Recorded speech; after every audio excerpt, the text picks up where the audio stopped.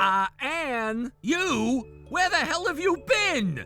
I came home from work, your beloved husband, and you were nowhere in sight. No bath drawn, no dinner waiting, and above all, you didn't even greet me at the door on your knees with a proper welcome home, dear husband. What kind of wife forgets her duties like that? Get back here right now and serve me like you're supposed to. I want a divorce. What?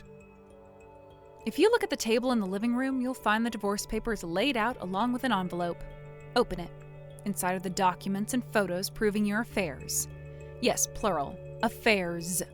You weren't just cheating with one woman, Dex. You were juggling 2 affairs at the same time, which means you had 3 women in your life all at once, including me. Honestly, it's disgusting. This isn't just cheating, it's pathological. You've made a complete mockery of our marriage, of me, and of yourself. I seriously question what kind of human being you even are anymore. Wait, hold on! Oh, I'm not done. Of course I'll be filing for compensation. Infidelity, emotional damage, all of it. You won't be walking away from this clean. You don't just get to betray someone like this and then expect to be served dinner afterward like nothing happened. Who the hell do you think you are? Look, just stop for a second! No, you stop. From now on, all communication between us will go through my lawyer. I'm done talking to you directly. You don't deserve my words anymore. Anne, wait! Goodbye, Dex, and don't ever talk to me again. Hey, Anne!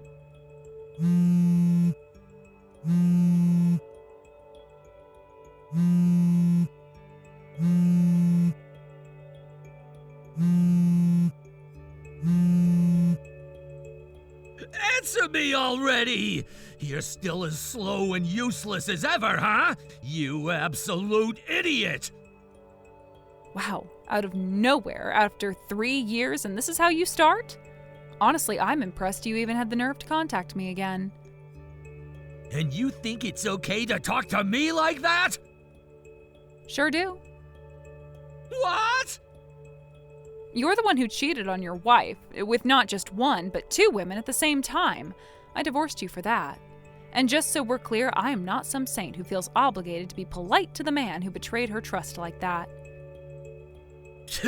Look at you, acting all tough. I don't buy it for a second. I'm not acting, I'm just not pretending anymore. Oh, please, you were miserable after we split up. Admit it. Excuse me? I heard you're getting married again. So what if I am? It's so obvious you're doing this to get my attention. Pathetic! What? Word is the guy's some remote working loser. No looks, no real job, total social reject. What kind of person would willingly marry someone like that, huh? Oh, wait, that's right. You've got rich parents who own a company. You don't need a man who can support you financially. So sure, marry a failure if you want. It's not like it affects your bank account. This is all just a weak attempt to make me jealous. It's so obvious, it's laughable. That's a hell of a story you've built in your head. It's the only thing that makes sense.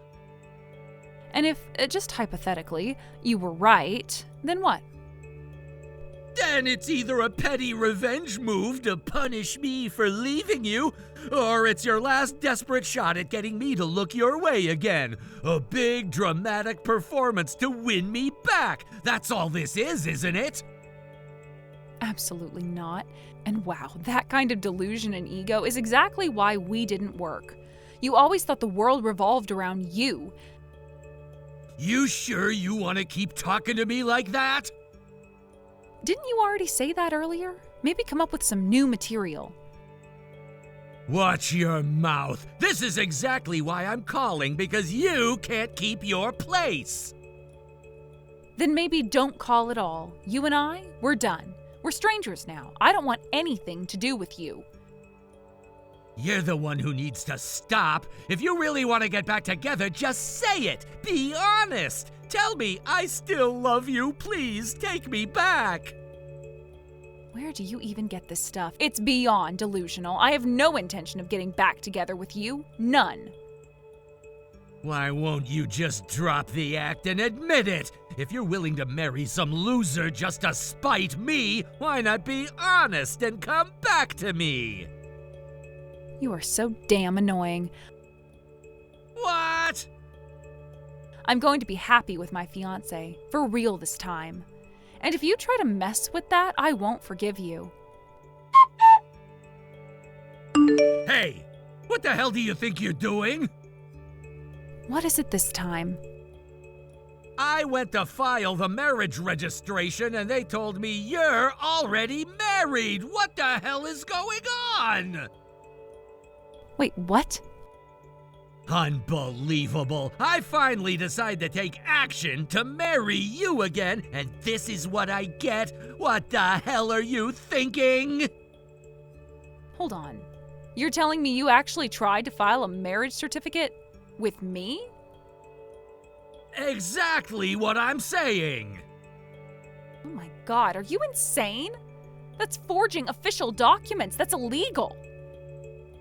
Come on, we were gonna get remarried eventually anyway, weren't we? I just saved us the hassle and filled it out myself. It's just efficient. No, it's criminal. Submitting a marriage certificate without the consent of the other person is fraud. I never agreed to remarry you. So what you're saying is, you would file it if you did want to marry me again? Excuse me? You said you don't want to file a marriage certificate with someone you don't want to marry, right? So go ahead, file a divorce with your current husband, and I'll make you mine again. Are you seriously hearing yourself right now? When I said I wouldn't file one with someone I didn't want to marry, I was talking about you. Ah! The man I love, the only one I ever truly wanted to marry, is my current husband, not you. Never you. So that's it? You're refusing to be mine again? That's exactly it. And if you keep pestering me like this, I swear I'll report you for harassment. You're calling me a stalker? You're already acting like one. Showing up uninvited, constantly messaging, and now forging a marriage certificate behind my back. Yeah, that's stalking and also illegal. You think I'll just back down because of your empty threats? It's not a threat, it's a fact. And you're dangerously close to crossing the line for real this time. Just stop. I am warning you, don't ever contact me again. You're so short-sighted. No, I'm done. I don't want to speak to you, see you, or hear from you. I have moved on. I am happily remarried, and you need to accept that.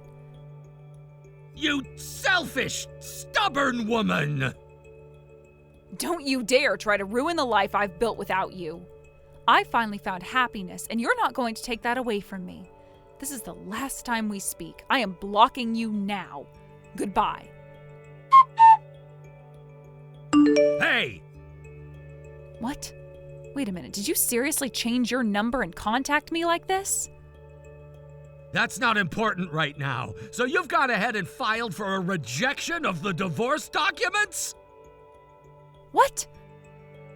Why are you refusing to remarry me? You want me, but you're contradicting yourself. Hold on a second. You actually tried to submit our divorce documents without my permission? Of course I did! And now you're filing for rejection? Of course I am.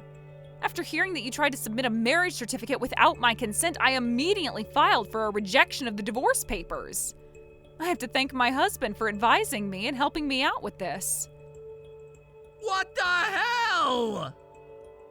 Wait a second.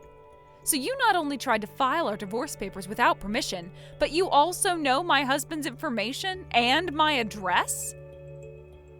Of course! I looked it up! You're the woman who was once mine, and I'll be damned if I let some cowardly guy just take you from me like that! Oh my God, you really are the epitome of a delusional, controlling jerk. What did you say? You've let your self-absorbed personality take over to the point of complete absurdity. What are you even talking about? I'm figuring out a way to protect myself from you. Hey, wait! You... You're seriously such a pain. I've had enough of this. Hey, Anne, have you finally taken some time to reflect? What? If you're ready to apologize for the disgusting things you said to me, your husband, I might just be generous enough to take you back and marry you right away. Wow, you're still talking down to me like you're some kind of king? Huh? You really think that once a woman dates or marries you, she's destined to love only you forever? That she'll never move on? What's so strange about that? A woman, once she's given her love to a man, should devote herself to him for life. In other words, a proper woman should dedicate herself to one man no matter what. Unbelievable. You're actually saying that out loud, completely ignoring your own actions? Hey, have you ever heard this saying, a man's worth is shown by how many women he can handle? A real wife, a good one, shouldn't complain if her beloved husband happens to be seeing one or two other women on the side. That's just part of being a strong man. You really don't get the situation you're in, do you? What are you talking about? You're juggling 4 women right now, aren't you? What? 3 of them are married. And with the one who isn't, you've been stringing her along, hinting at marriage and bleeding her for money. How do you even know that? Did you seriously think I'd just sit around doing nothing after what happened? You kept pestering me like a parasite. I figured there had to be more going on, so I looked into it. Wait! You're being hit with lawsuits, aren't you?